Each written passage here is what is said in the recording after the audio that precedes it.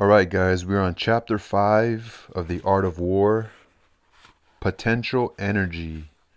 Chapter 5. Master Sun said, "Managing many is the same as managing few. It is a question of division. Fighting with many is the same as fighting with few. It is a matter of marshalling men with gongs, identifying them with flags. With a combination of indirect and direct, an army can hold off the enemy undefeated. With an understanding of weakness and strength, an army can strike like a millstone cast at an egg. In warfare, engage directly, secure victory indirectly. The warrior skilled in indirect warfare is infinite as heaven and earth, inexhaustible as river and sea. He ends and begins again like sun and moon, dies and is born again like the four seasons. There are but 5 notes, and yet their permutations are more than can ever be heard.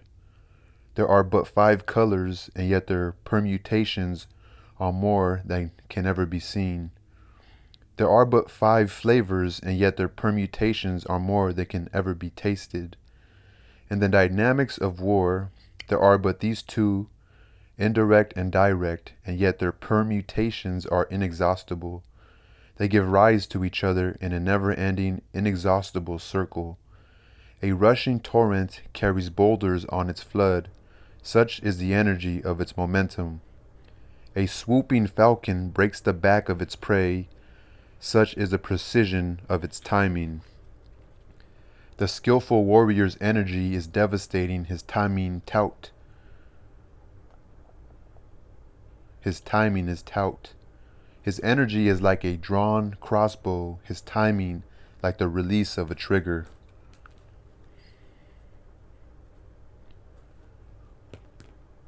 In the tumult of battle, the struggle may seem pell-mell, but there is no disorder.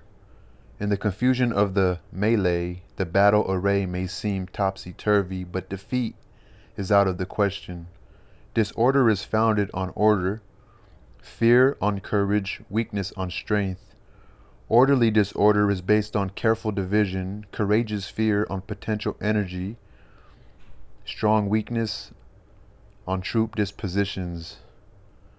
The warrior skilled at stirring the enemy provides a visible form, and the enemy is sure to come. He proffers the bait, and the enemy is sure to take it. He causes the enemy to make a move and awaits him with full force.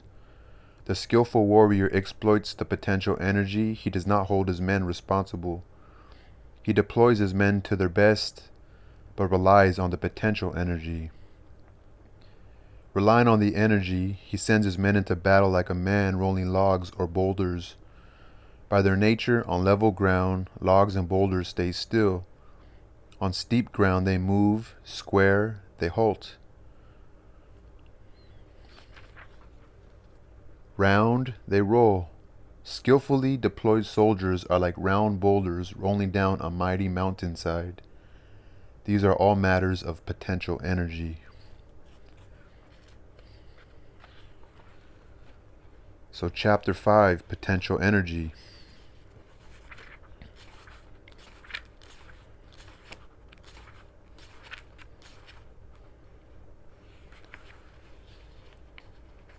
Cow.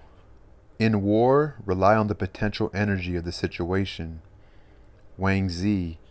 This refers to the permutations of accumulated potential energy. The skillful warrior, by relying on potential energy to obtain victory, never exhausts his own strength. Translator. The word used in the title of this chapter, she, lies at the very heart of the art of war. I have already touched on this in my introduction. It means literally situation, and so the inherent power or dynamic of a situation or moment in time, for good or bad. The strength or weakness of a location in terms of feng shui or Chinese geomancy, but it is also used in a wide range of domains. It is the word for a sexual position as described in the Chinese sex handbooks. Chapter 2 of the wonderful disquisition of the plain girl, for example, is entitled The 9 Positions or Shi. For the lines of force in the contours of a landscape which reveal to the eye of the landscape painter the inner energy of the landscape at a deeper level than do its outer forms. For the inherent force of brushstrokes in Chinese calligraphy, for the tendency or style of a work of literature, Chapter 30 of the Literary Mind in the Carving of Dragons is entitled Establishing a Style for Shi. In the context of the art of war, it means the potential energy or strategic advantage within a particular configuration of space and time. Thence, it comes to mean the resulting might or influence of a person, a group of people, and so, in a strictly military context, the power imparted to an army by the circumstances of the campaign. Louis, 1990, p. 117, as the great French sinologist Marcel Grenet has written in his masterful study La Pensée Chinoise, New Edition, Paris, Albin Michel, 1988, page 351. The various situations and conditions of time and space contain latent within themselves opportunities whose influence and power we must enable ourselves to exploit. If we are to make the utmost of what fate offers us, this fragile equilibrium between action and non-action, between sensitivity to the signs of what is and the will to engage with it, expresses a fundamental dichotomy that underlies so much of the early Chinese thinking about the management of human affairs in general, be they military, civil, or personal, be the philosophical standpoint Taoist, Confucian, or some other non-denominational strand in Chinese philosophy. It finds its earliest expression in that monumental repository of early Chinese thought, the Book of Changes, whose entire premise is that it is possible to see into potential changes before they occur, to grasp the subtle configurations of yin and yang, and thus attune oneself to the energy at work in the world around us. The Master said, to know the pivots, the springs or mechanism of opportunity is divine indeed. The pivots are the first imperceptible beginning of movement, the first trace of good or bad fortune that shows itself. The superior man perceives the pivot and immediately acts. He does not wait even for a day. Louis P. 119, quoting the great treatise from the Wilhelm/Bain's version of the Changes, 1967 edition, page 342. Writing of the warlords of the chaotic warring states period in which Master Sun lived, Grenet adds, they lived in a state of constant revolutionary expectancy. They were preparing themselves to occupy the seat of the Son of Heaven, that is to say, to impose a new order on civilization, and so the slightest change could mean total change, and seizing the slightest sign of change was tantamount to seizing the opportunity of bringing about total change. Page 351. Master Sun said, managing many is the same as managing few. It is a question of division. Du Mu/Giles. This is achieved by organizing the regimental sections and carefully delegating authority and responsibility. In this way, I only have a few men under my actual command.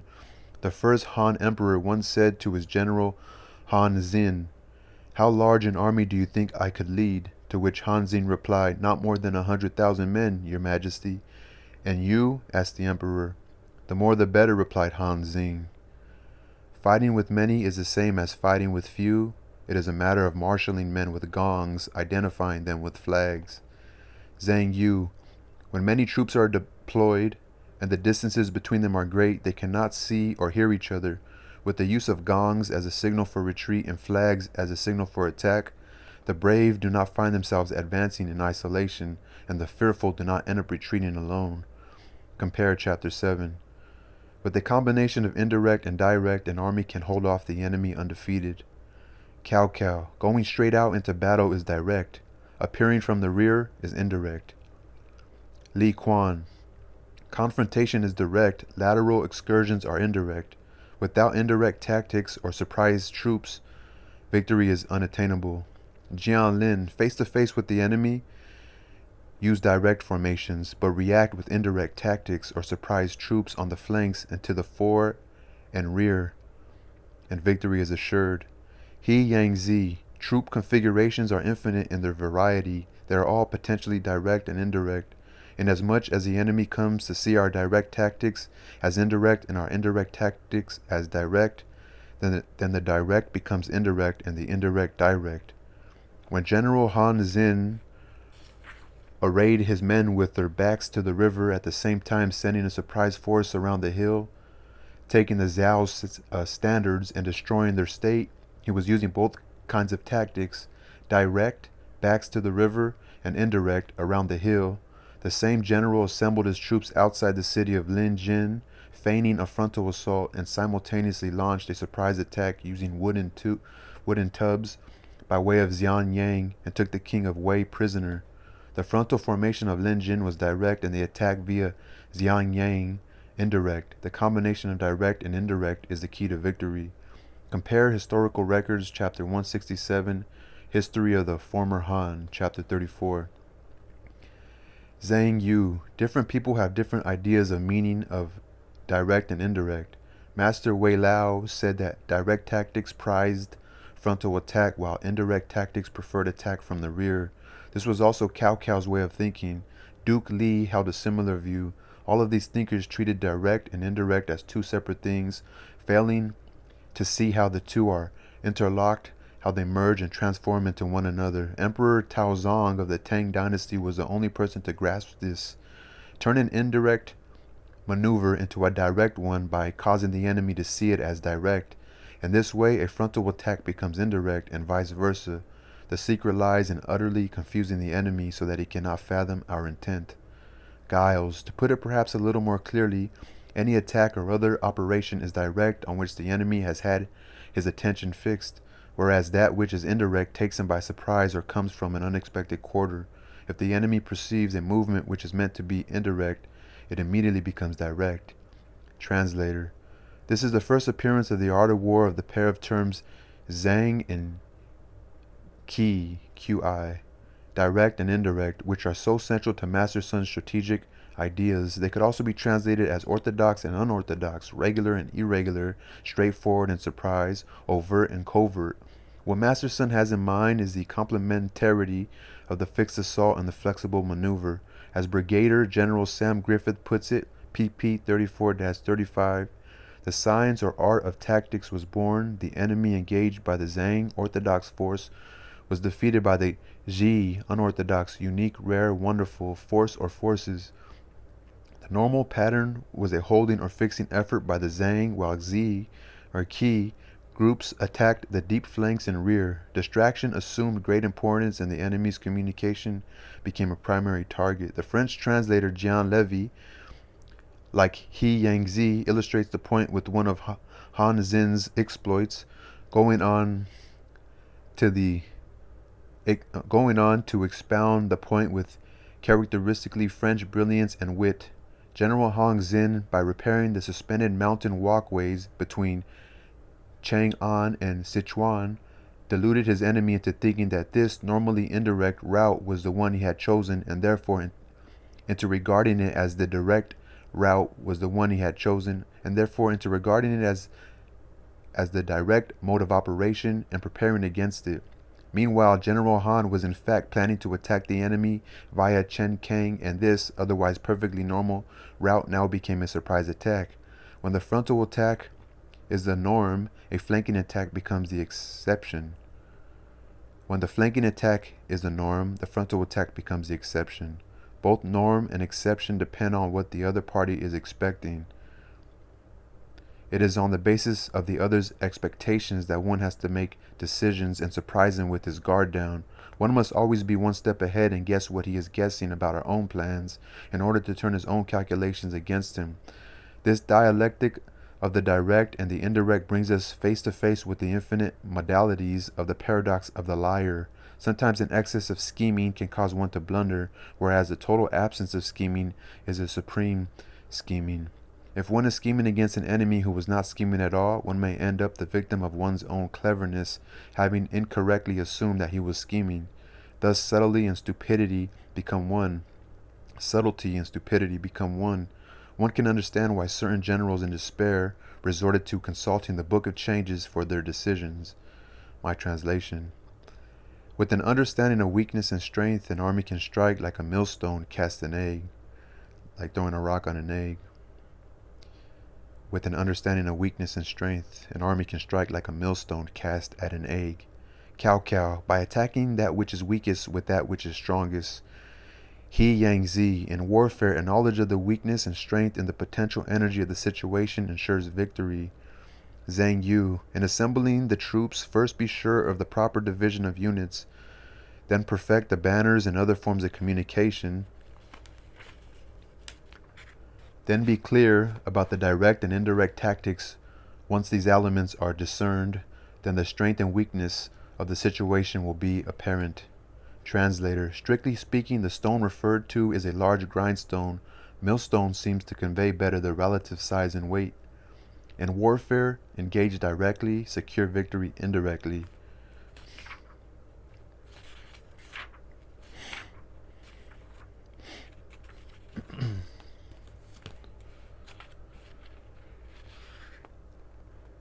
So in warfare, engage directly, secure victory indirectly. Cao Cao, confront the enemy directly, attack indirectly from the flank where least expected.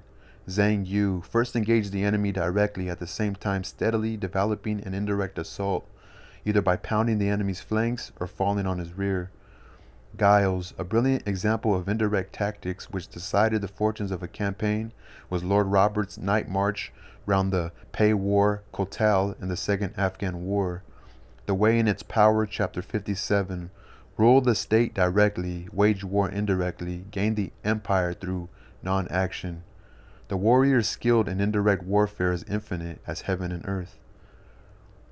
Li Quan, in the variations and alternations of his movement and stillness.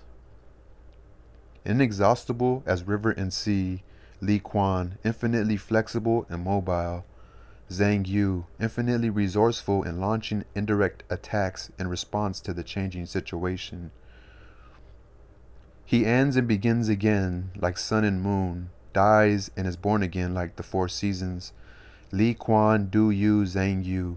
Sun and moon revolve through their phases, they set and rise again, wax and wane.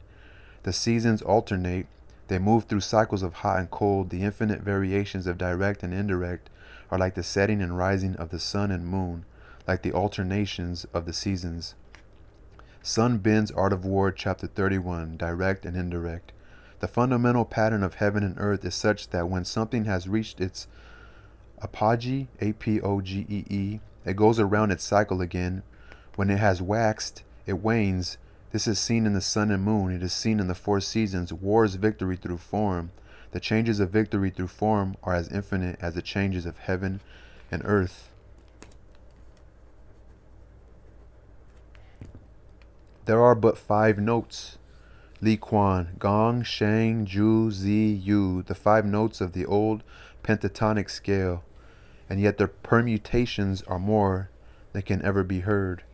Li Quan, played on instruments of the 8 sounds, gourd, clay, hide, wood, stone, metal, silk, and bamboo. They constitute an infinite repertoire of music. There are but 5 colors.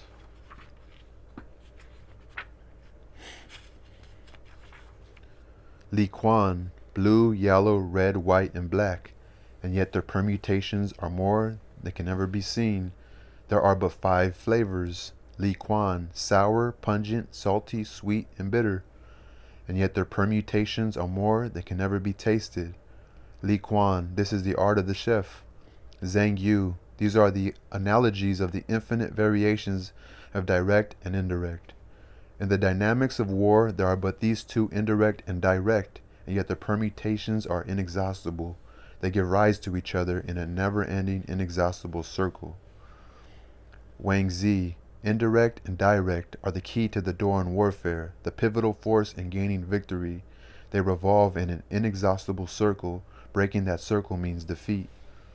Zhang Yu, indirect is also direct. Direct is also indirect. In their infinite permutations, they give rise to one another like yin and yang, like a circle that has neither beginning nor end. It cannot be exhausted.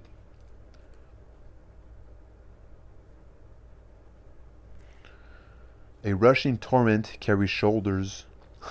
A rushing torrent carries boulders on its flood. Such is the energy of its momentum. Do you? The nature of water is soft and yielding, the nature of stone is hard and heavy, and yet water can roll great boulders downstream by virtue of the torrential flood of its momentum. Translator. The one word she takes on different shades of meaning in different sections of this chapter and of the whole work. Potential energy, dynamic, momentum, all are connected. A swooping falcon breaks the back of its prey. Such is the precision of its timing. Guiles. This seems to me to denote that instinct of self-restraint which keeps the bird from swooping on its quarry until the right moment, together with the power of judging when the right moment has arrived. Compare Dumu's note in chapter 1, where he quotes the historical records a hawk must keep out of sight before it swoops. Translator. The image of the word ji, which I have here translated as timing, comes from the knots or joints in a length of bamboo, so it comes to mean a division, a juncture, notches or demarcations in time and space, the rhythm or timing necessary for a well-judged attack. The skillful warrior's energy is devastating, his timing taut. Wang Zi, the warrior must seize the moment, grasp the opportunity just as the falcon does. Giles, the analogous quality in soldiers is the highly important one of being able to reserve their fire until the very instant at which it will be most effective. When the victory went into action, or a Trafalgar at hardly more than a drifting pace, she was for several minutes exposed to a storm of shot, When the victory went into action at Trafalgar, at hardly more than a drifting pace, she was for several minutes exposed to a storm of shot and shell before replying with a single gun. Nelson coolly waited until he was within close range, when the broadside he brought to bear worked fearful havoc on the enemy's nearest ships. That was a case of Chi, J-I-E, Jai, timing. His energy is like a drawn crossbow, his timing like the release of a trigger. Giles, the force energy is potential, being stored up in the bent crossbow until released by the finger on the trigger. Translator. The introduction of the powerful crossbow around 500 BC revolutionized Chinese warfare, and its trigger action was a potent image. The Book of Changes, Appended Judgments, makes use of the same image. The words and acts of the sage are like the mechanism of a crossbow. Honor and shame depend on the releasing of the trigger. Compare Wilhelm/Baines, page 305, and chapter 11, page 289. Master Sun once again uses the release of the crossbow trigger to describe the sudden unleashing of an army's potential energy.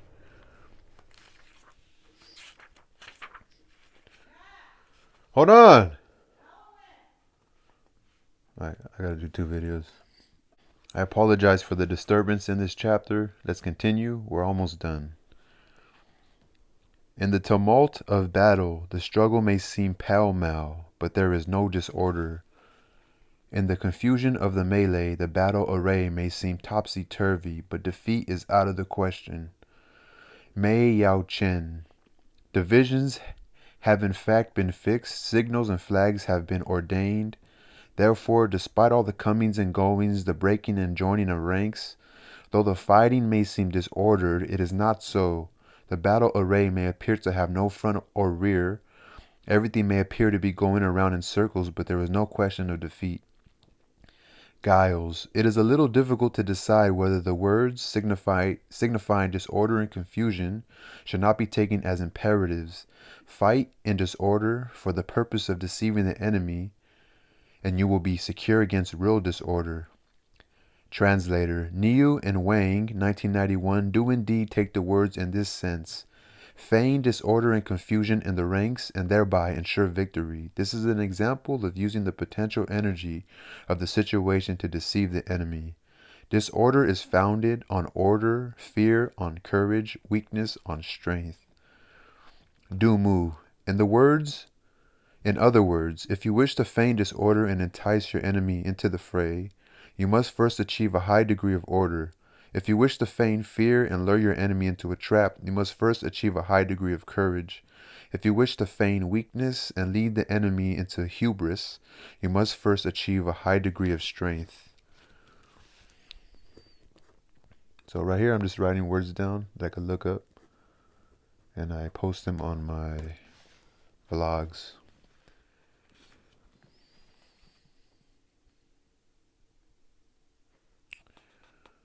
Um,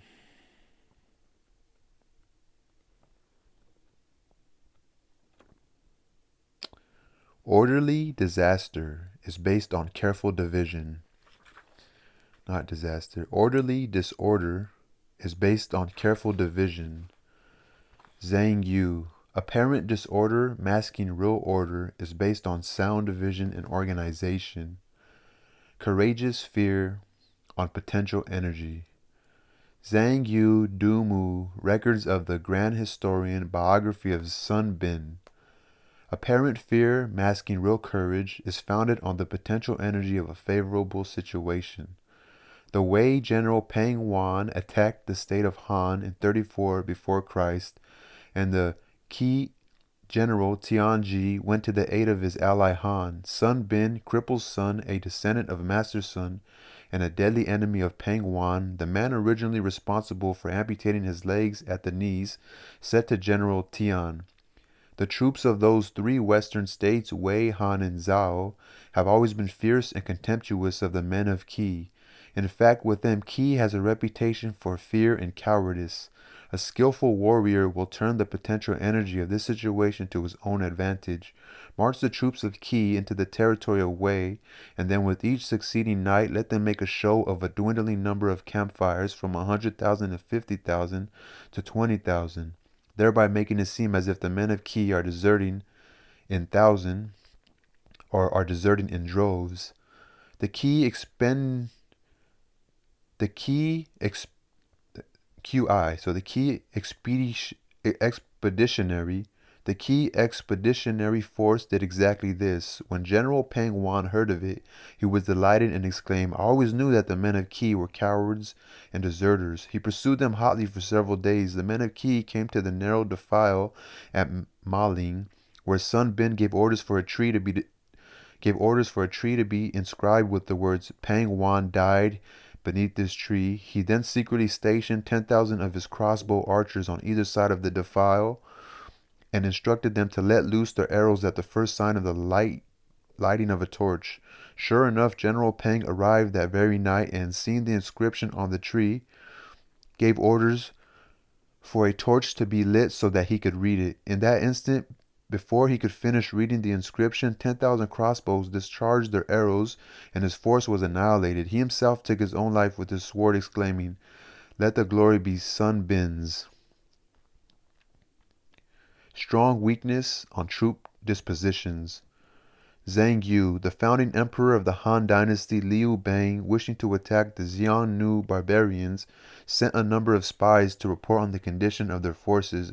In 200 BC, the Xiongnu concealed their strongest men and their sleekest horses, and paraded only their weakest soldiers and skinniest livestock. All the spies advised the emperor to attack, except for Liu Jing, who said, "When two countries fight, they usually exaggerate their strength, but our spies have seen nothing but old and infirm soldiers. This must be a ruse. They are keeping their crack troops hidden." They're like probably their good troops. It would be inadvisable to attack. The emperor ignored his advice, attacked, and was duly surrounded by the Xiongnu at Mount Baidang. The warrior skilled at stirring the enemy provides a visible form, and the enemy is sure to come. Meaning, you stir up the enemy, make them react off emotion, so you see their disposition. They show their cards. Cao provides the outward sign of weakness. Du Mu, not just weakness. What this means is if we are strong and the enemy is weak, then we should exhibit weakness, and this will cause the enemy to come. If, on the other hand, we are weak and the enemy is strong, then we should exhibit strength, and this will cause the enemy to depart. The enemy's movements all follow ours. Translator. The Marxist strategist and scholar Guo Huaruo, 1984, page 13, quotes Chairman Mao. "We can artificially create the enemy's mistakes, just as Master Sun says, by providing a visible form. We provide a sign, form, in the east, and meantime we strike in the west. This is a stratagem, the sixth of the famous 36 stratagems known as Cry East, Strike West." Selected Works, Volume 1, page 193. He proffers the bait, and the enemy is sure to take it. Mei Yao Chen. He exhibits fear, and the enemy is sure to respond. Zhang Yu, he entices the enemy with some small gain, and the enemy is sure to rise to the bait. He causes the enemy to make a move and awaits him with full force. Translator, Francois Julian, pp. 165 through 6, no, pp. 164 through 65. Francois Julien puts this idea very well. Profit and danger are held out to the enemy like a trap. This is the very principle of manipulation and Master Sun's thinking, and what makes it so fascinating. To manipulate the other, the enemy, is to make him want to do of his own accord and will the very thing that I want him to do, to which I predict will do him harm, but which he thinks will be to his profit. He thinks he is making his own decisions, but in fact I am the one indirectly leading him on. The skillful warrior exploits the potential energy. He does not hold his men responsible. He deploys his men to their best, but relies on the potential energy. Du Mu, he first assesses the military dynamic potential energy and then measures the human talent available to him. He uses his men according to their capabilities and does not demand perfection. Relying on the energy, he sends his men into battle like a man rolling logs or boulders. By their nature. On level ground, logs and boulders stay still. On steep ground, they move. Square, they halt. Round, they roll. Cao, he relies on the natural energy.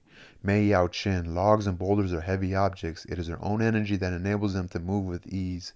To move them by force is difficult. For an army to fight with the natural energy of the situation and not force is the way of nature. Zeron, the of itself naturalness of the Tao. Skillfully deployed soldiers are like round boulders rolling down a mighty mountainside. Du Mu, their unstoppable descent is due to the mountain, not to the boulders themselves.